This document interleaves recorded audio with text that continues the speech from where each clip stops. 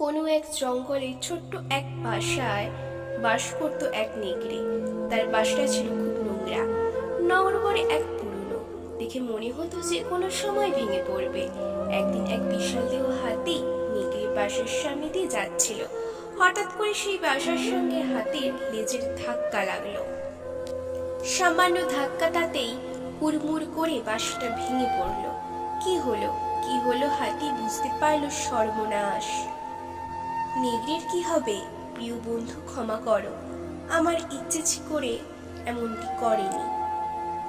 এখনই আমি তোমার ঘরটা তৈরি করে দিচ্ছি। হাতি খুবই বিনয়ের সঙ্গে বলল। হাতি ছিল খুবই কর্মা, সে সব কাজেই ছিল পারদর্শী। হাতুড়ি দিয়ে পেরেক মেরে ঘরের টিনের ছাদরা ফিটফাট করে ফেললো হাতি। আগের চেয়ে অনেক বেশি সুন্দর হলো এখনকার ঘরের ছাদটা। নেকড়ের তখন লোভ হলো।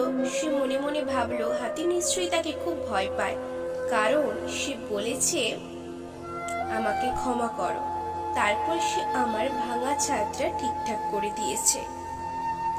তাহলে তো আমার বাসাটা নতুন করে বানিয়ে নেওয়া যায়, আমি একটা নতুন বাসা পাবো। মন্দ কি? হাতি যখন ভয় পায় তখন আর দ্বিধা কি? নিশ্চয়ই সে আমার আদেশ পালন করবে। হাতির উদ্দেশ্য সে জোরে জোরে চিৎকার করে বলল, থামো থামো, তুমি তো আমার ছাদকে আরো ভাঙচুরা করে ফেলেছ।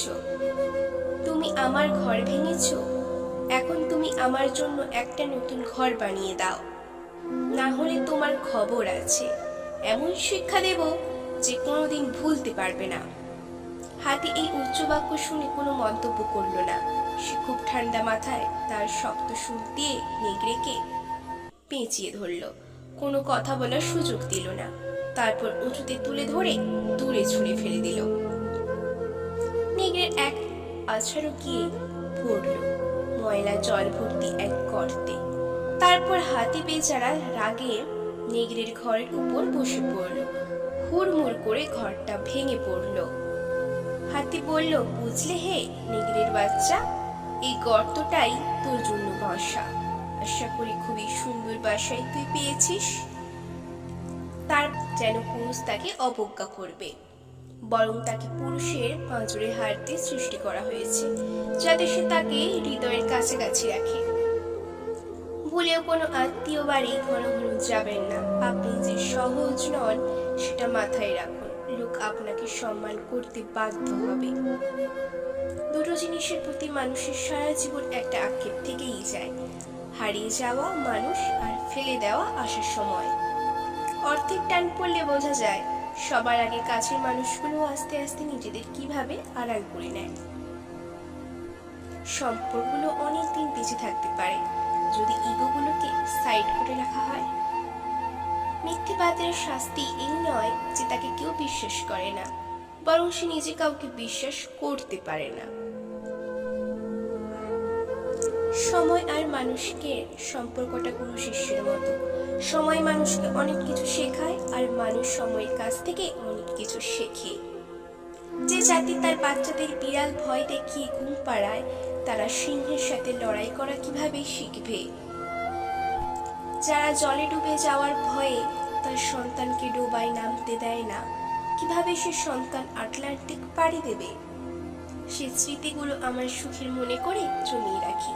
এক সময় সেই সুখের স্মৃতিগুলোই আমাদের সবচেয়ে বেশি মন খারাপ করে দিয়ে যায়। কোনো কিছুর উপর খুব বেশি আশা করতে নেই, আশা ভাঙার কষ্ট প্রচন্ড বেদনাদায়ক। শত্রুর আঘাতের চেয়েও বেশি যন্ত্রণাদায়ক প্রিয়জনদের অবহেলা। রাতে ঘুমানোর পূর্ব দিনের সমস্ত পাপের জন্য ক্ষমা চেয়ে নিন, কেননা এই রাতেই হতে পারে আপনার জীবনের শেষ রাত। এই কথাটা মনে রাখলে আপনি কখনো অহংকার করবেন না। বিশ্বাস করুন, টাকা ছাড়া জীবন ভয়ঙ্কর রকমের অসুন্দর। টাকা ছাড়া ভালোবাসা, সারাদিন কাজের বাস্তবতার মাঝে তার কথা মনে করাটাই ভালোবাসা, যেটা নিজের হবে না, যেন কল্পনা করা যায়, সেই কল্পনা বাস্তবের থেকেও সুন্দর। ভিডিওটি ভালো লাগলে প্লিজ একটা লাইক করবেন। কারণ আপনাদের একটা লাইক আমাদের পরবর্তী ভিডিও বানাতে উৎসাহ যোগায়। নমস্কার।